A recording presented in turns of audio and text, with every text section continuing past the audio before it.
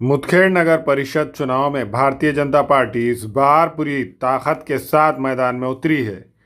BJP ने नगर अध्यक्ष के लिए विश्रांति ताई माधोराव कदम को अपना उम्मीदवार बनाया है, जबकि 20 नगर सेवक भी मुदखेड़ नगर परिषद के चुनाव में हिस्सा ले रहे हैं। इस बार बीजेपी जिले में एक्स एमपी अशोक राव चौहान की निगरानी में चुनाव मुहिम चला रही है। इस बार मुदखेड़ में बीजेपी ने 7 मुस्लिम उम्मीदवारों को भी टिकट दिया है। बीजेपी लीडर ने प्रेस कॉन्फ्रेंस में बताया कि इस चुनाव में पार्टी पूरी ताकत के साथ हिस्सा ले रही है। भारतीय जनता पार्टी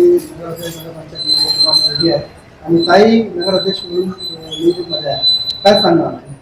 भारतीय जनता पक्षातर्फे पूर्ण 20 उमेदवार जागा नगराध्यक्ष आणि 20 नगरसेवक पूर्ण जागा पूर्ण ताकदीशी लढत आहोत। आणि सर्वात महत्त्वाचा विषय म्हणजे ह्या ठिकाणी आम्ही भाजपाकडून 7 मुस्लिम समाजाला उमेदवारी दिलेली आहे आणि मागच्या वेळेस 5 होती, ह्यावेळेस आम्ही 5च्या ऐवजी 7 उमेदवारी दिलेली आहेत। विकासाचा दृष्टिकोन मुख्यची विकास झाला का आपल्याला? 100% भरपूर विकास झाला आहे। जेव्हापासून अशोकराव चव्हाण साहेब ह्या मतदारसंघाचे आमदार आणि मंत्री झालेत तेव्हापासून बघतो 99 पासून ते 2025 या शहराचा कायापलट करण्याचं काम आदरणीय अशोकराव चव्हाण साहेबांनी केलेलं आहे। आपण बघू शकता शहरामध्ये रस्ते, अंडरब्रिज, पूर्ण ड्रेनेज सिस्टम असेल, इथलं पूर्ण विकास असेल, इथलं स्टेडियमचं काम चालू आहे, वॉटर सप्लायचं काम चालू आहे, नगरपालिकेची नवीन बिल्डिंग बघू शकता, तहसीलची बिल्डिंग बघू शकता, नवीन पोलीस स्टेशनची बिल्डिंग बघू शकता, ITI बघू शकता, नवीन मोठमोठे सभागृह बघू शकता। सांगायला गेलं तर खूप मोठी यादी आहे, भरपूर विकास केलेला आहे। आपको लगता है कि सर कि अशोक चौहान की फिर एक बार यहाँ पे सत्ता बनी? इससे पहले कांग्रेस की थी और वो गढ़ को आप तोड़ पाएंगे? 100%। यहाँ पार्टी बोल के नहीं है, अशोक चौहान साहब ही पार्टी है मुदखेड़ में। जिधर अशोक चौहान उधर जनता है। लोगों की मोहब्बत अशोक चौहान पे बहुत है, हर समाज की है, हिंदू मुस्लिम दलित भाई जो भी है तो चौहान साहब के नेतृत्व में विश्वास रखने वाले हैं। ये बारी को 100% 20 के 20 नगर सेवक भाजपा के आने वाले हैं। नगराध्यक्ष तो 3,500 से चुन के आने वाला है, इसमें कोई शक नहीं है। आपका मुकाबला किससे रहेगा?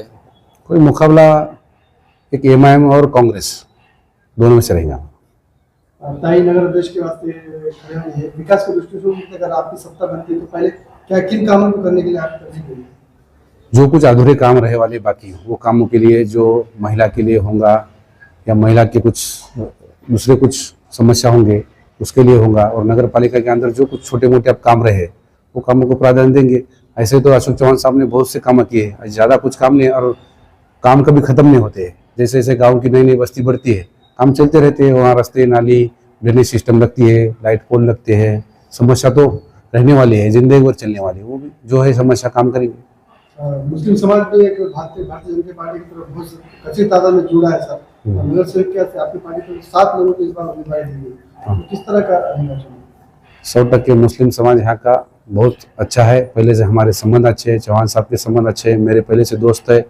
इसलिए जब भी साहब ने निर्णय लिया तभी सब लोगों ने भाजपा ज्वाइन की, सबने प्रवेश किया और साहब के कंधे पे कंधा लगा के आज 7 नगर सेवक खड़े हैं और बहुत जोरों से प्रचार चालू है, और 7 के 7 मुस्लिम के हमारे नगर सेवक के बारे में सुन के आएंगे। यहाँ कोई जातिवाद नहीं होता है, चौहान साहब के नेतृत्व में सबको लेके चलते हैं। इसलिए गाँव अगर अच्छा रखना है तो साहब को देख के भाजपा को वोट देना पड़ेगा 100%।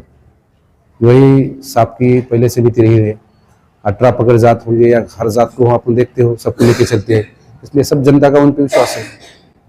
साथीदारी पार्टी राष्ट्रवादी और NCR के मैदान में, ऐसे में कैसा रहेगा? गठबंधन नहीं हो सकता, कहीं ना कहीं नुकसान हो सकता है।